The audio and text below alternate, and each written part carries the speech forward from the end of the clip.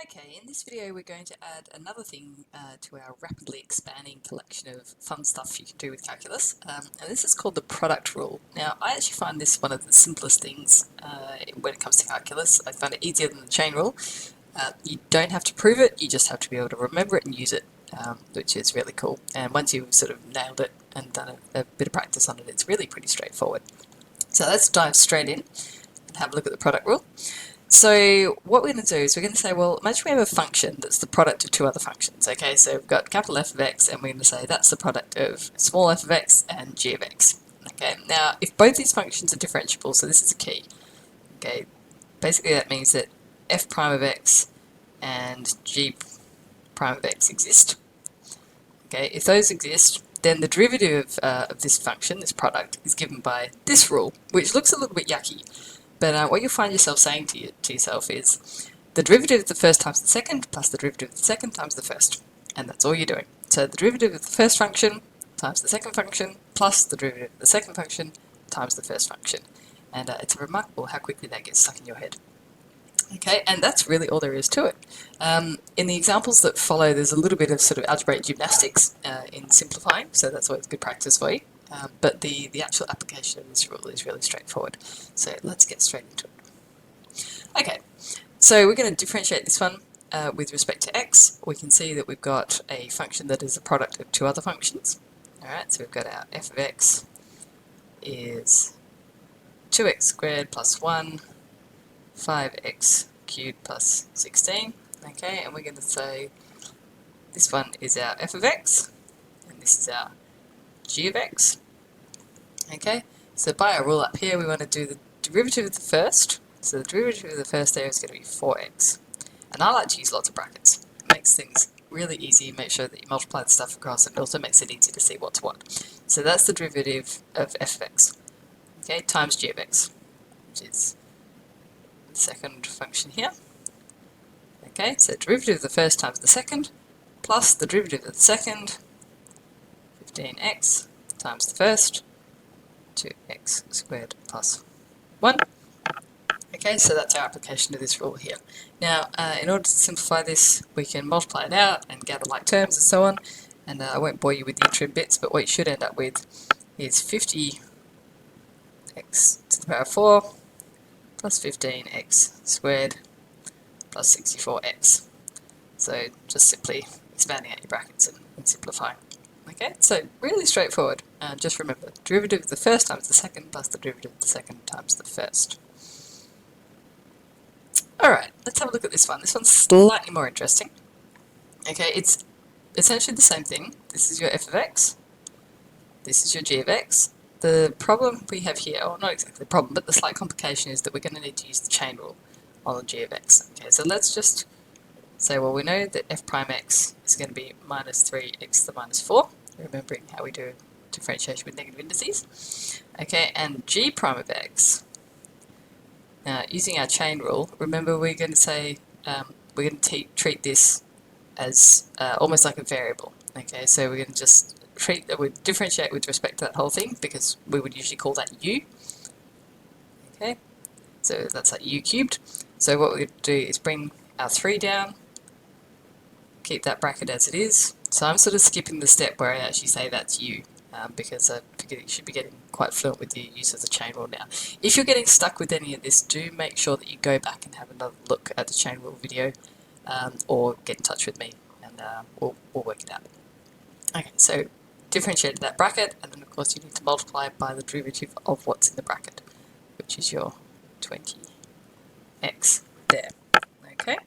So in order to get our actual derivative of big F of x, okay, we want the derivative of the first, which was negative 3x to negative 4 times second, which is our 10x squared minus 5 all cubed, plus the derivative of the second, which is 60x.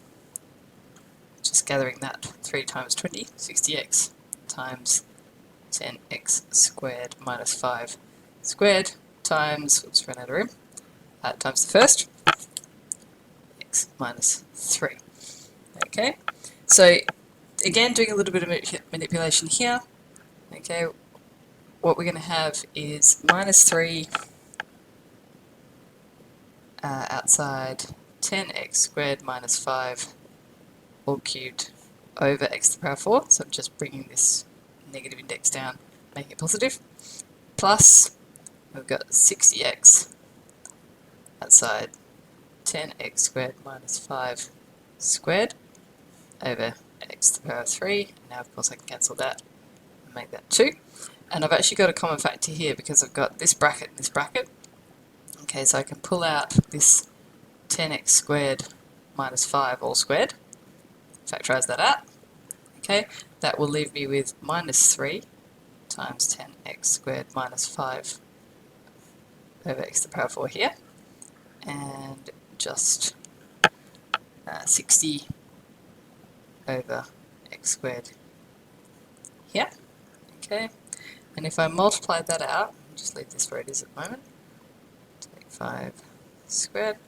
Okay, if I multiply all this out, and I multiply this by x squared over x squared, so I end up over the same denominator, what I will get is negative 30 x squared plus 15 plus 60x squared all over x to the power 4. And of course I can now get these like terms, and your final answer is 10x squared take 5 all squared outside of 30 x squared plus 15, and then the whole lot's over x to the power 4. So you can see there that the sort of tricky part of that question wasn't in the actual differentiation, but in the simplifying and making it look at least a little bit nicer down the bottom there. Okay. Alright, third one. I'm going to let you do part A for yourself. This is a DIY. So what I want you to do is pause the video, work through that one using your product rule, and then I will pop the answer up for you to check. Okay, so hit stop now and have a go at it.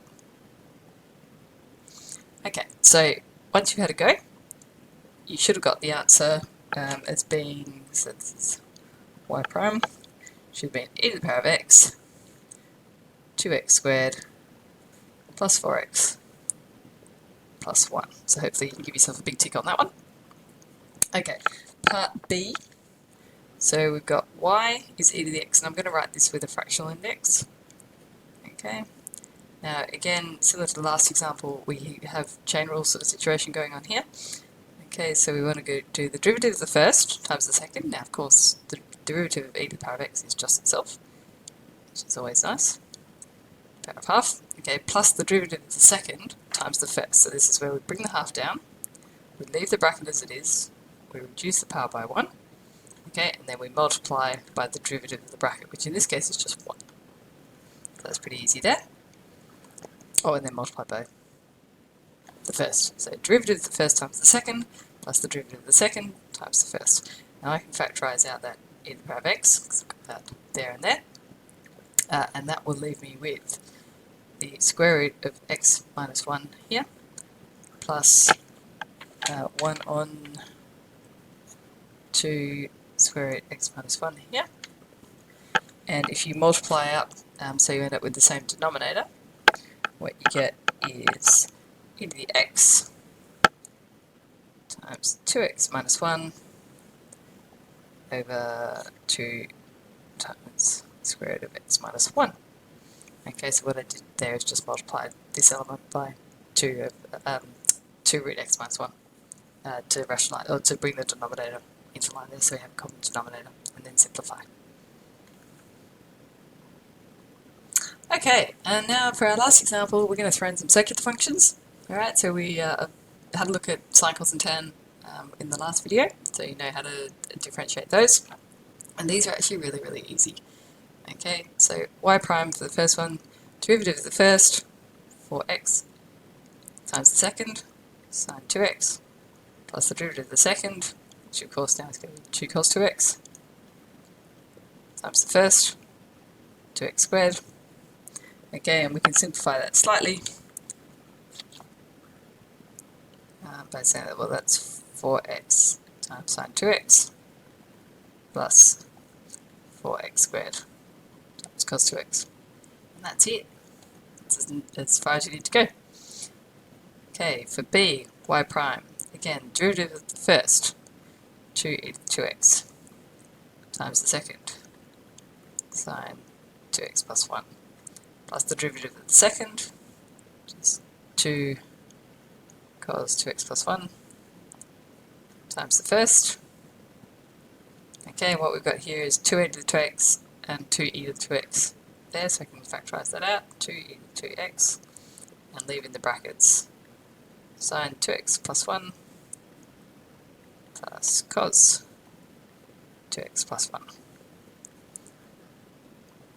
Okay, and for our last one, even easier. Okay, the derivative of the first is going to be negative 4 sine 4x times the second, sine 2x, plus the derivative of the second, 2 cos 2x times the first, cos 4x. Okay, and that's it. Just leave it like that. So hopefully you can see that that's actually really straightforward. The product rule is really not difficult to use at all, just as long as you remember that it's the derivative of the first function times the second function plus the derivative of the second function times the first function. Okay, so that's your product rule. Memorize it. Often it's used in conjunction with the chain rule, as we saw. So what you'll find is, as always, as we give you more tools, then we expect you to start using them, or several of them at once in the same question. Okay, so you do need to be able to look at a question and think, well, I need to use the product rule because it's a product, but I also have a squared bracket or something, so I need to use the chain rule within using the product rule.